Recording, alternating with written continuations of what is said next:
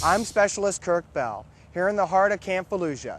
Just east of here, a military transition team is preparing an Iraqi Army brigade to one day take over and control their own battle space. Staff Sergeant Amy Forsyth has more. Just outside the city of Fallujah is an Iraqi Army camp where a Marine Military Transition Team, or MIT, has been building a viable fighting force. The MIT team of about a dozen or so lives and works with the Iraqi soldiers, guiding them through the day-to-day growing pains of building a new army. They do not operate like Marines. They operate like a Middle Eastern culture. The workday is different, and so that again becomes that flexibility. Both we have to flex a little bit for them, and then they have to flex a little bit for us in order to conduct business. The 2nd Brigade of the 1st Iraqi Army Division recently conducted a foot patrol through the city of Fallujah, where Marines walked side by side with Iraqis, showing them what to do and how to do it.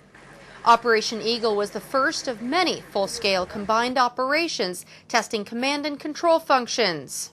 Working on a MIT team, some say, is a cultural exchange program they never expected when they joined the military. But so far, Marines say they are enjoying the partnered relationship and have quickly learned what binds us together. And the young soldiers want the same things the young Marines want. They want time off, they want buddies to laugh with, and the brotherhood of it. They're very eager to learn.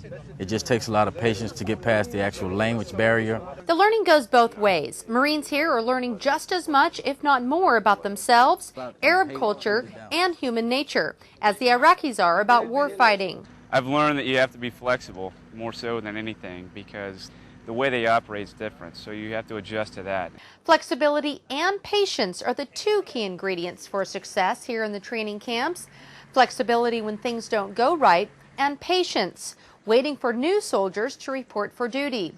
The Sons of Al Anbar recruiting slogan is slowly working its way through the big cities to the small villages and everywhere in between in hopes of getting more military-aged males to join their ranks. From Fallujah, Iraq, I'm Staff Sergeant Amy Forsyth. Multinational Forces West Commanding General Major General Richard Zilmer cut the ribbon in a dedication ceremony at Camp Ramadi's medical facility August 29th. Charlie Medical expanded their working space in the operating room, doubling the square footage space doctors use to treat patients. I'm Specialist Kirk Bell for the Camp Fallujah 2-Minute Report.